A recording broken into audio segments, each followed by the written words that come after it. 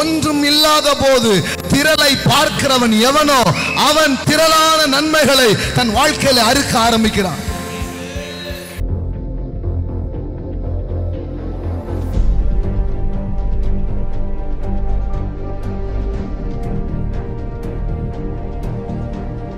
Sir, ஆபிரகாமை எப்படி கடவுள் பெரிய ஆள் ஆக்குனாரு? கடவுள் முதல்ல பார்க்க சொல்லி கொடுத்தாரு.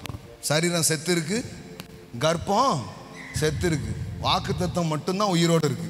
இப்போ கடவுள் சொல்றாரு, இங்க பாரு ஆபிரகாமே, இப்படியே மோட்டை பார்த்துட்டு உட்காராத, வெளியில வா அப்படின்னு அவனை வெளியே அழைத்து கொண்டு வந்து வானத்தை அண்ணாந்து பார். இதுல இருக்கிற நட்சத்திரத்தெல்லாம் என்ன, ஏன் உன் சந்ததி இந்த நட்சத்திரத்தை போல திரளா இருக்க போ.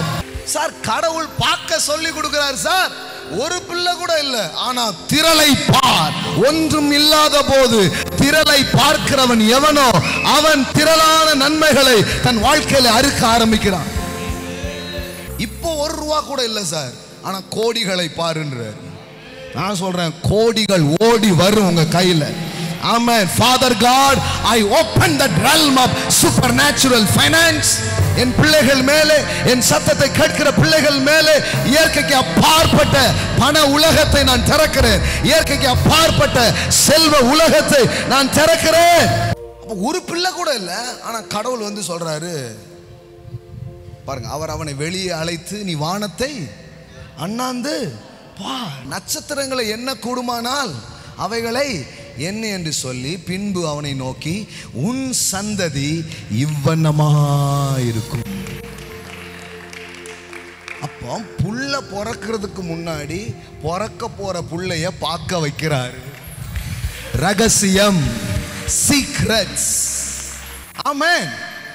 நம்ம என்ன சொல்றோம், அது பிறக்குமாக்கும், அது வருமாக்கும்.